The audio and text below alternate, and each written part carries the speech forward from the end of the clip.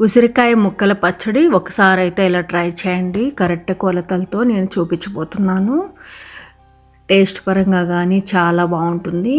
ఉసిరికాయ పచ్చడి నిలవ ఉండడానికి మనము కరెక్ట్గా ఉప్పు ఎంత వేసుకోవాలి, కారం ఎంత వేసుకోవాలి, ఆయిల్ ఎంత వేసుకోవాలి అన్నీ మెజర్మెంట్గా చూపించబోతున్నానండి. ఉప్పు కారం అన్నీ మనకు సమపాలలో ఉంటేనే మనకు కరెక్ట్గా వస్తుందండి పచ్చడి అనేది. అప్పుడే మనకు టేస్ట్ కూడా బాగుంటుంది. మనకు 1 year వరకు మనకు నిలువ ఉంటుంది. నిలవ పచ్చళ్ళకి మనకు కల్లుప్పు వాడుకుంటే చాలా మంచిదండి. కల్లుప్పు మనం వాడుకోవాలంటే ఒక 1/2 hour కానీ 1 hour కానీ ఎండలో పెట్టుకొని మిక్సీ పట్టుకుంటే పొడిలాగా వస్తుంది.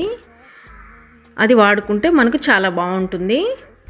ఎండు కారం కూడా మనం ఇంట్లో తయారు చేసుకుంటేనే మనకు టేస్ట్ కానీ లేకపోతే కలర్ కానీ అన్నీ బాగుంటాయండి.